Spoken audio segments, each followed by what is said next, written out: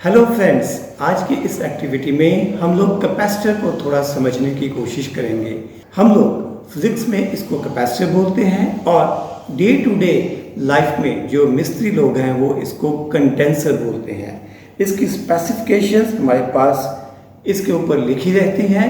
हम लोग पहले इन स्पेसिफिकेशंस को पढ़ेंगे। यहाँ पर हमारे पास 3.15 माइक्रोफैराड का एक कैपेसिटर है जो कि 440 वोल्ट एसी सप्लाई पे काम करने के लिए बनाया गया है एंड ये 50 to 60 हर्ट्ज फ्रीक्वेंसी के ऊपर काम करेगा। हम लोग जो फिज़िक्स में सिंबल्स यूज़ करते हैं वो माइक्रोफैराड के लिए म्यू एफ रहता है, बट यहाँ पर 3.15 MFD लिखा हुआ है। MFD stands for microfarad. साथ में नीचे देखिए क्या लिखा हुआ है, ±5%, यानी कि जो कैपेसिटेंस है वो 3.15 ±5% तक हो सकती है।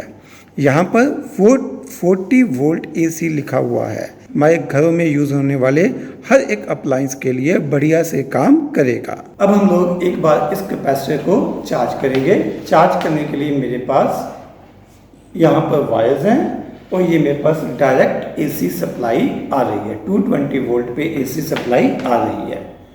आप लोग इसे ध्यान से करिए अगर करना है तो घर पे, बिकॉज ये डेंजरस हो सकता है।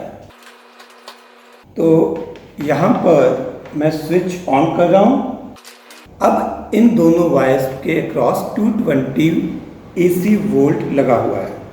मैं इन वायर्स को इस कैपेसिटर के साथ टच करूंगा ताकि इस कैपेसिटर को चार्ज किया जा सके। लो जी, इतनी देर में ये कैपेसिटर चार्ज हो चुका है। अब मैं आप लोगों को शो करूंगा कि अगर इन दोनों वायर्स को आपस में जोड़ दिया जाए तो ये कैपेसिटर डिस्चार्ज हो जाएगा। सारे का सारा पॉजिटिव चार्ज एक प्लेट से दूसरी प्लेट में चला जाएगा and we will get a spark while I will connect these two wires.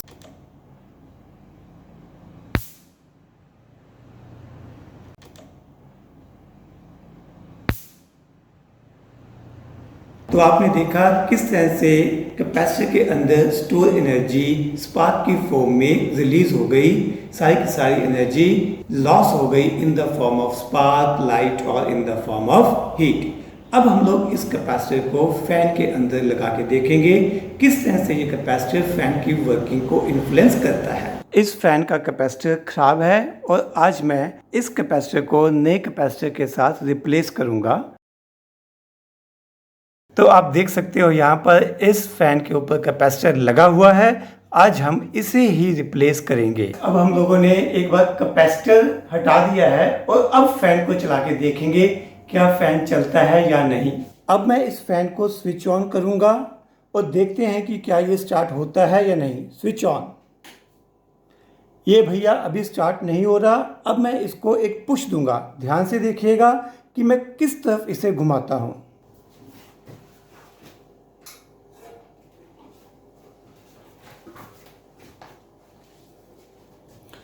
मेरे इस पुश के साथ इस फैन ने चलना शुरू कर दिया।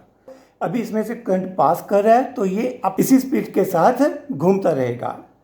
अब हम लोग क्या करेंगे, इसको स्विच ऑफ करेंगे और दूसरी डायरेक्शन में घुमा के देखेंगे व्हाट विल हैपन।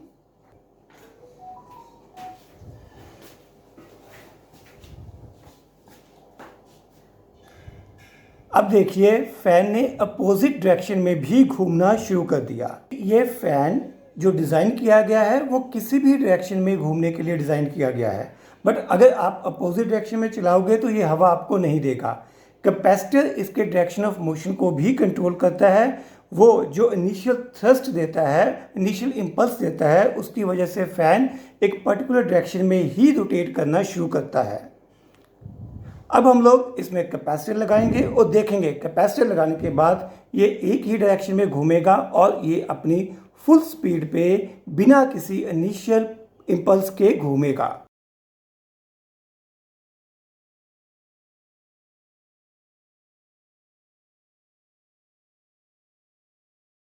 तो दोस्तों अभी हमारा कैपेसिटर रिप्लेस हो चुका है। अब हम लोग स्विच ऑन करेंगे और देखेंगे फैन किस डायरेक्शन में घूमता है।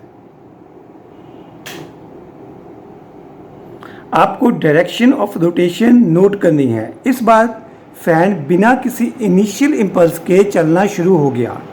अब मैं सेकंड स्टेप करूंगा। अब मैं फैन को उल्टी डायरेक्शन में घुमाऊंगा, ठीक है। फिर भी ये रुकेगा और वापस इसी डायरेक्शन में रोटेट करना शुरू कर देगा। तो अभी आपने देखा फैन इस डायरेक्शन में घूम रहा था। अब मैं इसको अपोजिट डायरेक्शन में इनिशियल इंपल्स दूंगा। जैसे ही मैं इसको इंपल्स दूंगा हम लोग स्विच ऑन कर देंगे, फिर देखते हैं फैन किस तरह से बिहेव करता है। ये देखिए फैन रुक गया और फिर ये वापस उसी डायरेक्शन में घूमना शुरू कर देता है।